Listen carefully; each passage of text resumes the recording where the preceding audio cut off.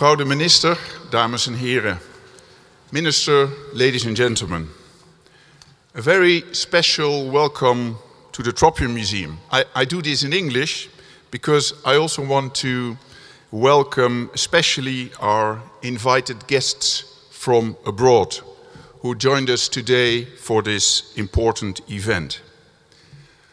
Looking around, I'm impressed and even a little proud by the fact that such a diverse group of people, national and international scholars, curators, writers, activists, heritage and museum professionals, representatives from diverse stakeholder communities, representatives of several ministries, and even a full cabinet minister, such a group come together in our museum for a conversation around a single theme, let alone around this particular theme, the slavery past and its legacies. I think it is fair to say that this event is unprecedented in many ways. Our Minister for Education, Science and Culture, Jet Bussemaker, will, after me, elaborate a little bit on the question why it is important to understand, research and discuss the slavery past today. And many of our invited speakers will add to that, also offering their own personal reflections in response to the questions that we've set out in the program. But one may ask, why do you, as a museum, organize such an event? But for us, taking up this initiative here at the Tropenmuseum comes quite naturally.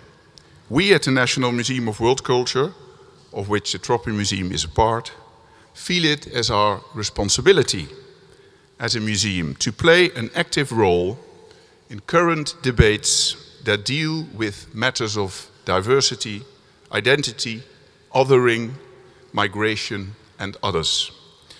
We feel that responsibility also because we were formerly the Colonial Museum here in this building, a museum that emerged from and was shaped by the colonial past. So we are very aware that the legacies of the colonial past impact how we see the world today as a society. We believe that a museum with this history and this collection can play an important role, actually should play an important role in addressing these colonial legacies today. So we believe that we have a role to play in opening up the minds and eyes of people that visit the museum and let them see the world they share with others. And this is a world shaped by the slavery past. To understand this world is to understand that colonialism and slavery is the inheritance of us all. Of course, in different ways, but it's an inheritance of us all. And it has created unequal relationships and underpins practices of discrimination and racism, legacies which still live on today. That's why we took up the initiative today. We hope that you will experience our program as full and rich, and that it will lead to open conversations, even if sometimes uncomfortable. We hope it will inspire us all, and inspiration is something that we as a museum especially welcome, because we are preparing for the refurbishment of the permanent displays of the Tropenmuseum. And one very, very central aspect of our new display will be dedicated to the colonial and slavery past. So we hope to learn many things today that will help us in the process towards that new gallery.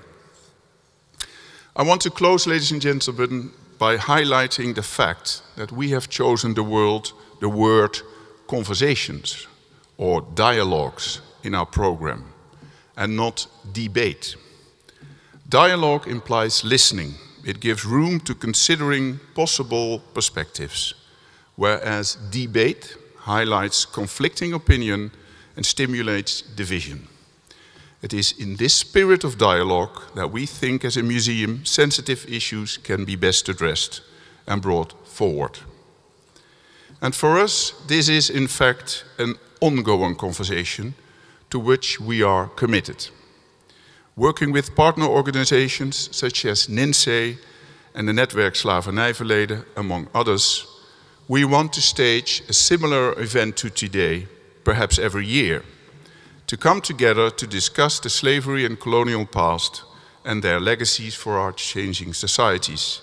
And that's why we're also part of the Global Slavery Curatorial Project, which is an international network of scholars and curators thinking about how to represent the slavery past in a museum context. So this is not a one-off event to tick a politically correct box. We will be seeing each other and talking to each other again and again and again. But now, today, I hope you will have an inspiring conversation and dialogue. Thank you very much.